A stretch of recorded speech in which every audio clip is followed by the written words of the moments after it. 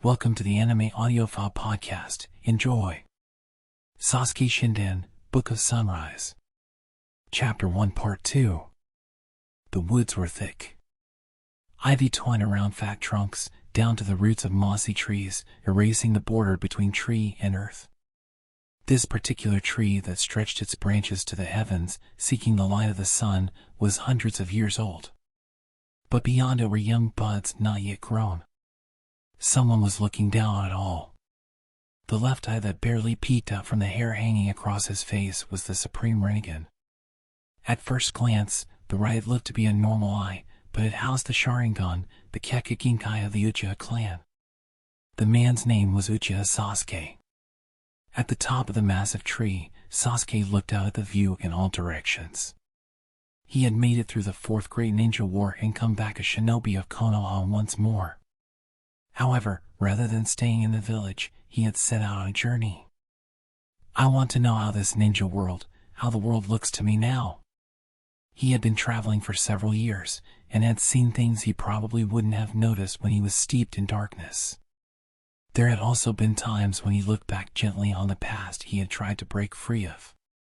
There were moments when he remembered his friends. He saw with his own eyes the scars of the war, he touched on people's sadness, and felt the futility of revenge. In the past, Sasuke had endured the pain and suffering of having his family and his clan taken from him with the powerful medicine of revenge. But in the depth of that darkness, he had become confused about what path to go down. He had lost sight of what was important.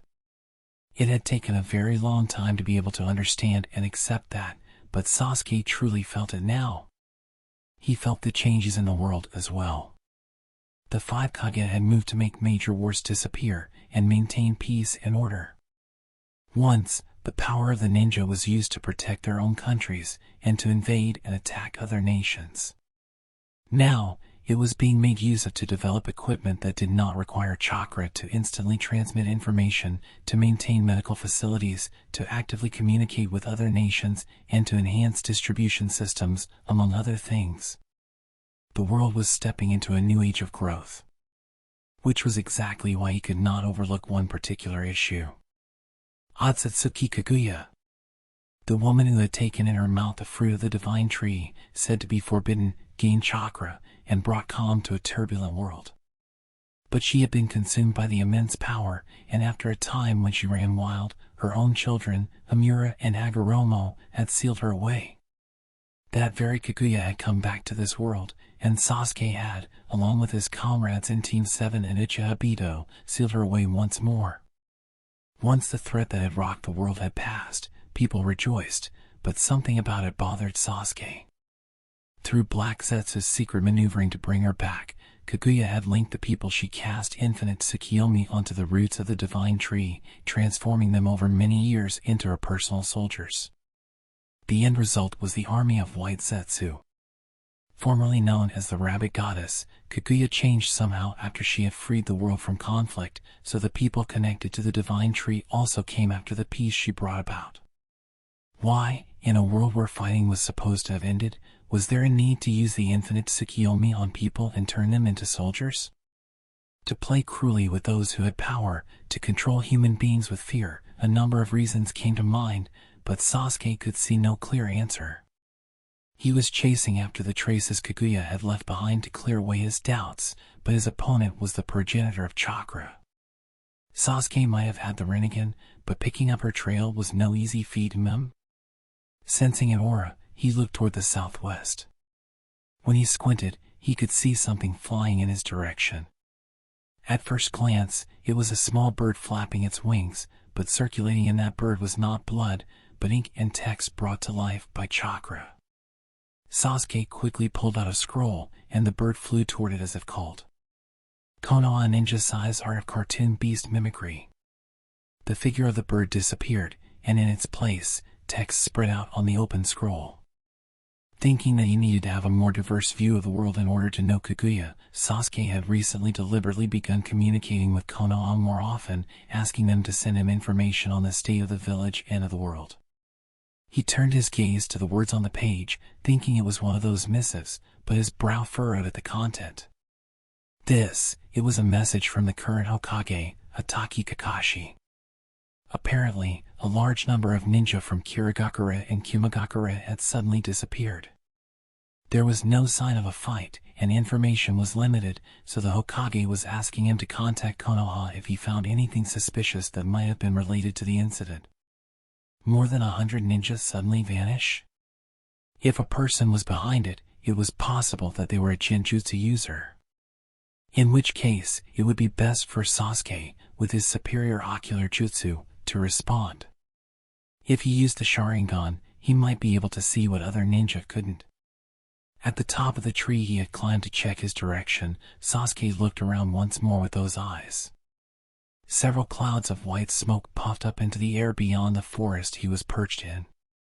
Not from fires, though. It was steam.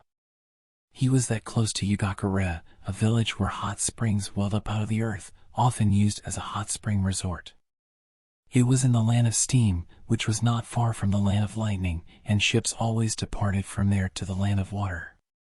Maybe I'll head for the land of lightning, then. Given that he could reach it via a land route. Sasuke first set his sights on the land of lightning, and dropped back down into the forest. Until around the time the sun was setting, Sasuke charged forward silently, without resting, racing through a bamboo thicket.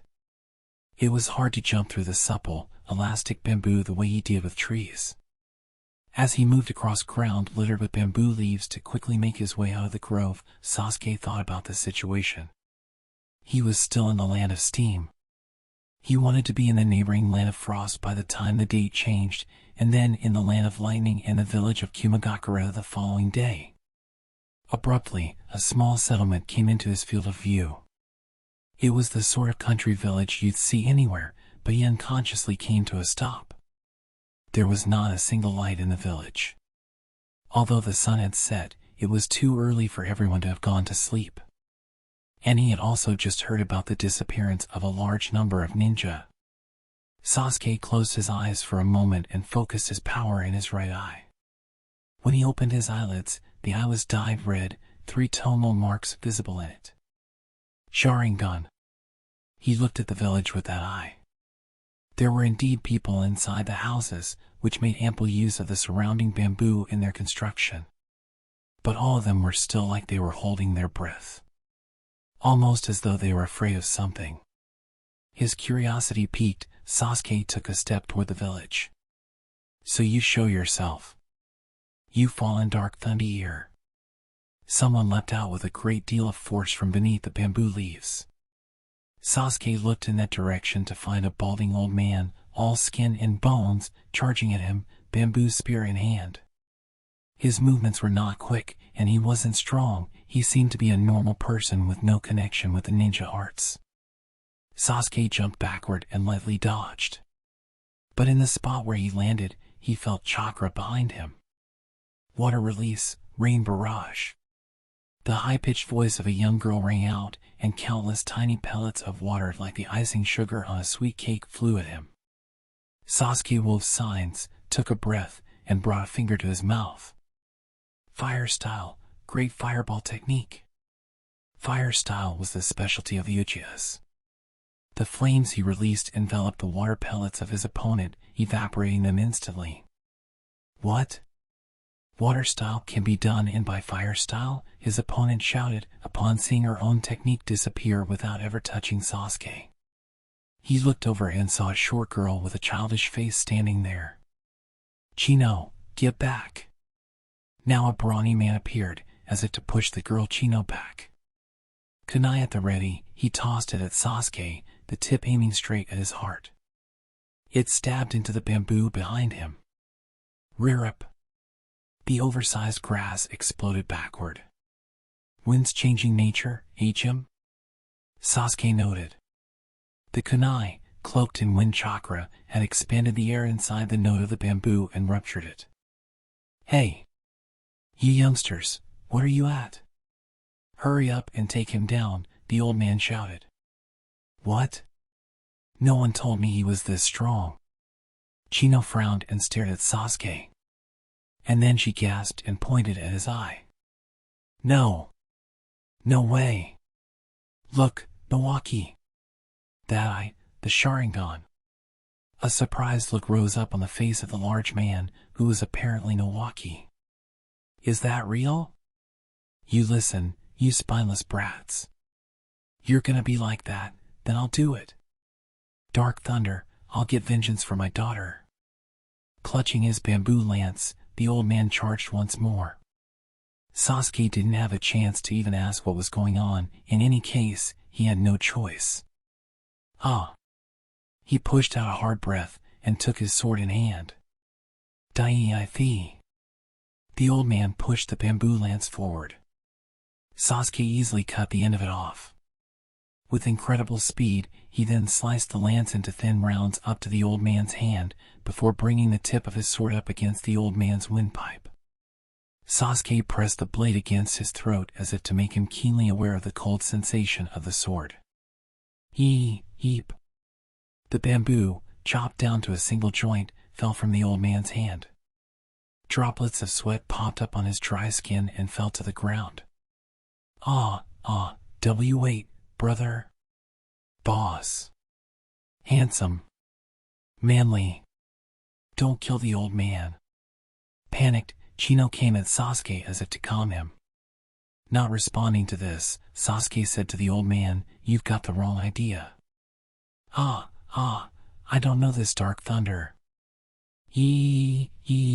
Sasuke's words didn't seem to make it into the old man's ears. He kept breathing shallowly, trembling with fear. They wouldn't get anywhere like this.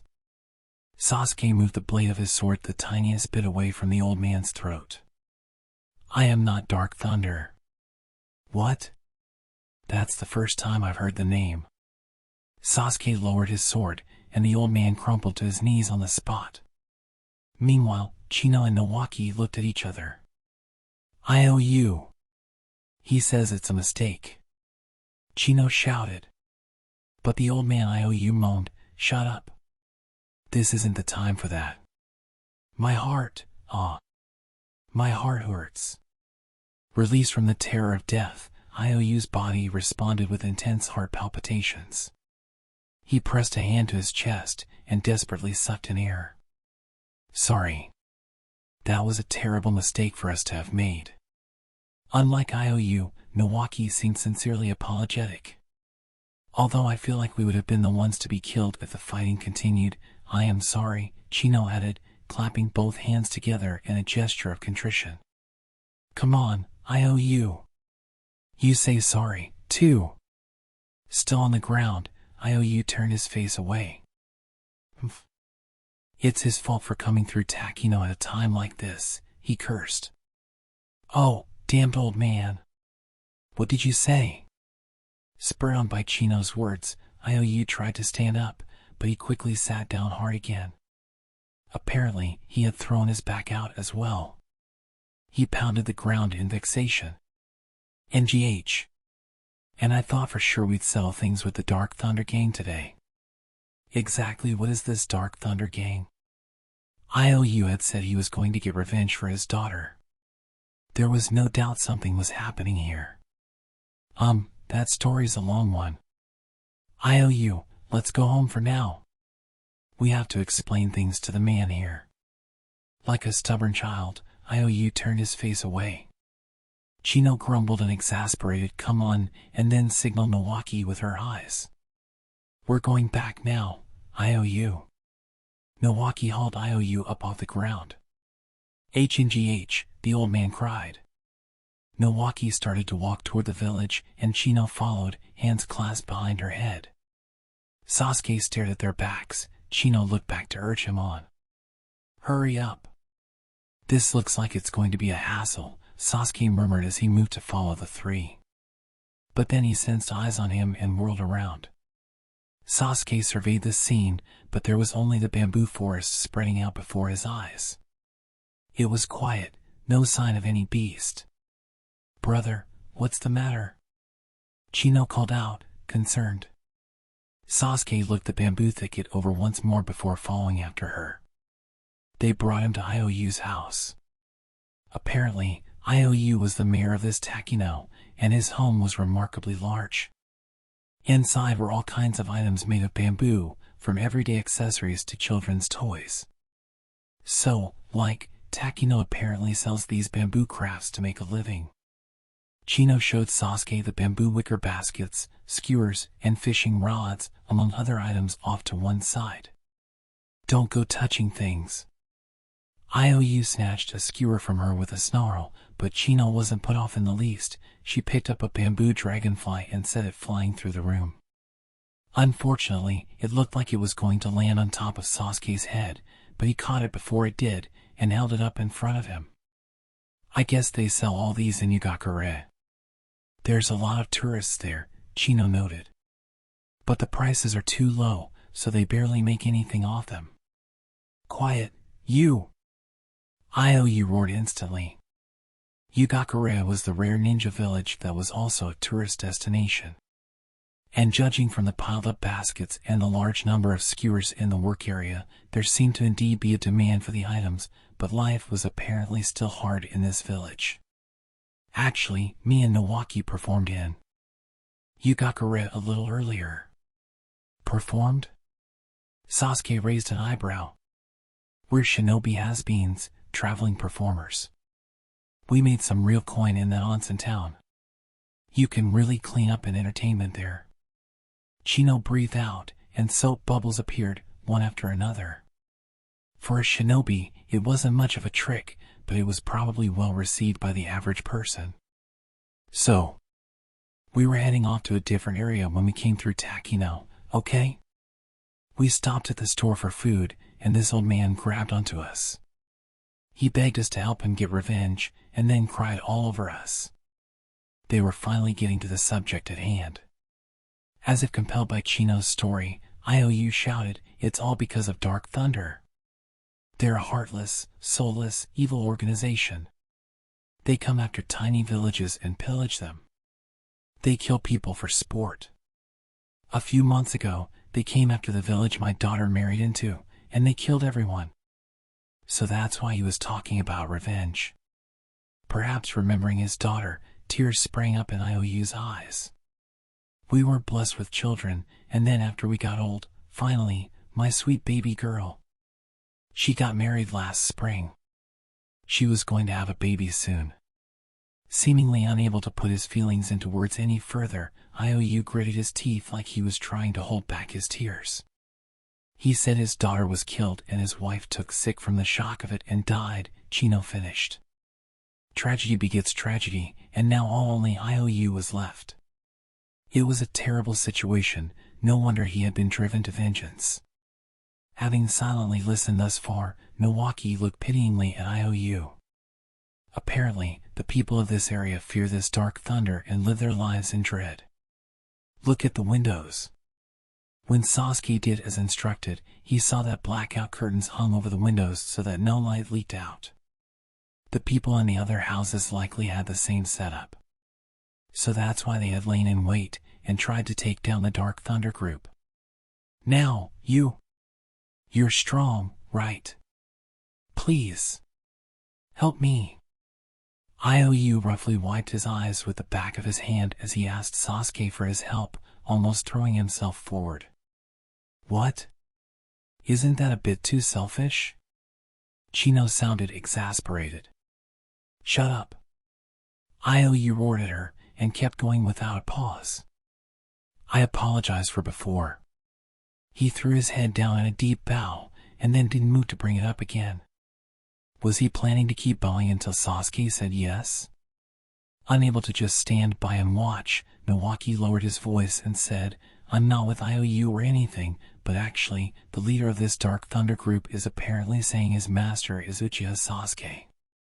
And he's broadcasting it to the world." "What did you say?" Sasuke unconsciously furrowed his brow at the sudden appearance of his own name in the conversation. "That's you, right? Uchiha Sasuke. I guess he really looks up to you or something." Unlike IOU, Chino and Nawaki had an understanding of ninja. And they were traveling performers. They would be privy to information as they journeyed around the world. It was precisely because of this that they had guessed who he was right away, once they saw his Sharingan. Sasuke had never heard of anyone calling themselves Dark Thunder. He was naturally annoyed at someone using his name however they pleased, but more than that, the fact that people out in the world doing evil were openly respectful of him shot a shadow of gloom into his heart. The shadow was dark and heavy. "That's that, then," Sasuke murmured, slowly. Now that his name had been brought into it, he couldn't say it had nothing to do with him. And it was a fact that the Dark Thunder group was violent, with many victims, and this village was exposed to that terror. The disappearance of a large number of ninja concerned him too, but he couldn't exactly walk away from this village. The reason Sasuke was on this journey was also to atone to the world, after all. You're gonna help?" Apparently, Chino didn't think Sasuke would help them. She looked at him with wide eyes. "I figured you'd say not my problem, or fix it yourselves, and then flip the table before taking off." First of all, he would never flip a table, but the old Sasuke probably would have indeed said that. To begin with, the old him would have quickly passed through this village and headed straight for the land of lightning. "So you'll do it? You are the man I thought you were." Iou raised his head, and a broad grin spread across his face. The change in his attitude was whiplash-inducing. Seeing Iou like this brought another person to mind. Tazuna, the bridge builder from the land of waves. Tazuna had struggled against various obstacles to build his bridge, and he had the same audacity and quick-changing attitude. Maybe it was a special characteristic of this generation. But the paths the two men had gone down were exactly opposite. Even after his loved one had been killed, Tazuna risked his life to fight for the future of the land, while Iou was spurred by hatred to see the power of vengeance. At any rate, that's enough for today, right? It doesn't seem like the Dark Thunder group is gonna show. Let us rest. Chino made a show of yawning hugely. I suppose. There's rooms here. Use them if you want. And if they do come, I'm really counting on you, Iou said, as if to drive the point home. His eyes showed that he was certain that this village was going to be attacked. And deeper in those eyes was a darkness that sought punishment for Dark Thunder for killing his daughter. Even if Sasuke helped to resolve this incident, he had no intention of lending a hand to revenge. Although Iou likely wouldn't accept that. Instead of answering the old man, Sasuke went into the room he had been given. Say that one more time. A small village nestled in the mountains. But there were no longer any villagers in it. Destroyed houses, people cruelly forced to breathe their last. Only the beasts that caught the scent of blood were lively. Inside a ruined house, the man sitting on the table and tossing a ball at the wall turned up the corners of his mouth at his subordinate's words. Bluish-purple hair tied back loosely, pale lips. Only his eyes glittered and shone. Yes, sir. Not long after the sun had set, when we went to scout out Takino, there was a man using the Sharingan. Lord Kiryu, it was most likely Uchiha Sasuke. The ball hit the wall and bounced off the blood-soaked floor next to a corpse, and then returned to the man's, to Kiryu's, hand. Uchiha Sasuke. The sole survivor of the proud Uchiha clan. So he's in Takino. Kaguya chuckled softly and jumped down from the table before throwing the ball up against the wall once more. Thunk. There was a loud explosion, and the subordinate involuntarily plugged his ears and closed his eyes. When he opened them again, there was a large hole in the wall, and Kiryu had stepped through it and gone outside. Looking up at the moon hidden among the clouds, Kiryu stretched out his hands. My heart's teacher, the man who showed the world the wonder of Kekaginkai, Uchiha Sasuke, that I would get the chance to kill him. A look of delight came across his face, and he shouted to his subordinates on standby, all of you, get to work. Just the right time for Takino, smash it all to pieces. End of part 2, thank you for listening. Remember to like and subscribe for lots more.